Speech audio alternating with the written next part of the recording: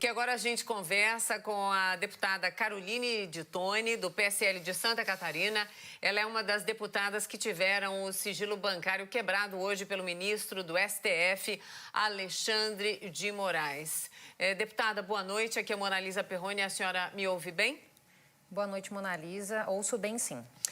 Deputada, o que a senhora tem a dizer sobre essa decisão do ministro de quebra de sigilo bancário da senhora e de outros 9 deputados e mais um senador? Então, eu fui surpreendida com essa decisão, inclusive fui notificada pela imprensa sobre essa decisão do ministro Alexandre de Moraes. Num primeiro momento, até pensei que se tratava daquele inquérito secreto que tramita no Supremo, que foi aberto pela portaria do Toffoli, né? Depois tive a informação também pela imprensa de que seria um novo inquérito aberto. Na verdade, a gente não teve acesso aos autos, né, do inquérito. Como eu fui nominalmente citada, vou constituir um advogado para ter acesso ao inquérito, mas estou absolutamente surpreendida porque, como as autoridades vão ver, não tem é uma decisão totalmente imotivada. Entendo que não há nenhum pressuposto jurídico, quanto mais fático, que justifique essa quebra de sigilo. E como eles verão também, né, já que ele decretou essa quebra, pode analisar à vontade e vai ver que era totalmente infundada. E isso me preocupa muito porque nós estamos lidando, se fazem isso com parlamentares que têm aquilo que a gente chama de imunidade parlamentar, como está na Constituição, né? Que nós somos invioláveis civil e penalmente pelas nossas palavras e atos, né? Só pelo simples fato de participarmos de manifestações, eu fico imaginando que se eles chegam a violar uma prerrogativa constitucional de um parlamentar legalmente eleito, o que eles não farão aos cidadãos comuns, sabe? Então, eu fico muito preocupada com esse tipo de atitude. Os poderes têm que se respeitar, nós temos uma tripartição de poderes no Brasil, que deveriam ser harmônicos e independentes entre si, mas o que a gente está vendo, lastimavelmente, é que um poder está tentando prevalecer sobre os demais poderes, sabe? Então, eu acho que a democracia perde com isso e a liberdade de expressão, enfim, as diferenças, né? Em tese, a gente viveria numa democracia com pluralismo político, mas não é isso que a gente está vendo. Infelizmente, a gente está vendo que, a iniciar por aquele inquérito que foi aberto pelo ministro Toffoli e que continua, né?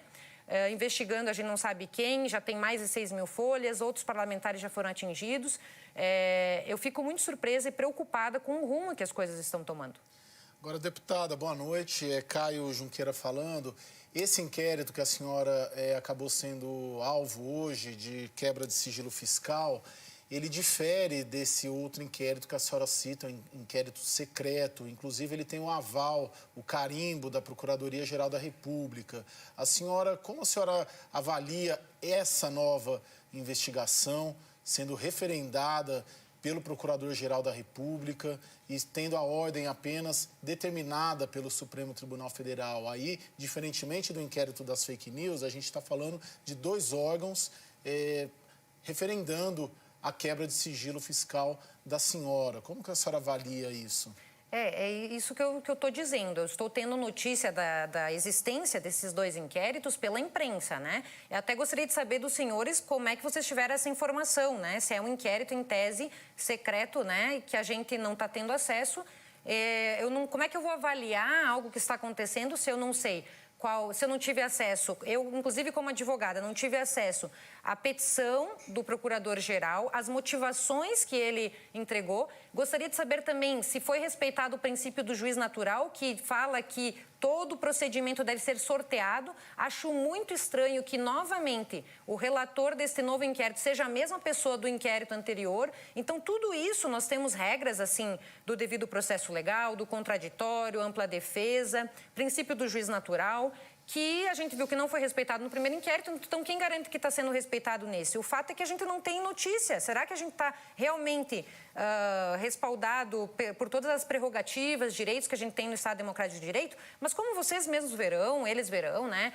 Não tenho absolutamente nada a esconder. E justamente por ter uma vida transparente, correta, sempre andei em linha reta, que eu fico surpreendida de estar sendo citada porque não fiz nada que não fosse um direito ou garantia fundamental, que é de livremente me manifestar, acompanhar aqui, por exemplo, em Brasília, nos domingos, as manifestações, onde as pessoas apenas pediam para que deixassem o presidente Bolsonaro governar, onde pediam para que, dizendo que apoiavam as medidas de liberdade de comércio durante a pandemia também, de livre circulação das pessoas, né? Enfim, basicamente isso. Tá certo, deputada Caroline de Tone, estamos ouvindo os dois lados e só para deixar claro, deputada, nós temos acesso porque existe no nosso país garantido na Constituição o direito à fonte, né? O jornalista corre atrás de fonte, essa notícia está amplamente divulgada e nós estamos aqui ouvindo os dois lados porque na CNN Brasil nós praticamos o bom jornalismo. Muito obrigada, senhora, e uma boa noite. Que bom, Mona Lisa, saber que nós temos o direito à fonte, assim como Sempre. A gente tem também o direito à liberdade de expressão, que infelizmente a gente vê que estão perseguindo todas as pessoas que se alinham à direita e isso é de se lamentar e é por isso que a gente não pode deixar acontecer também no Brasil. Obrigada, uma boa noite à senhora.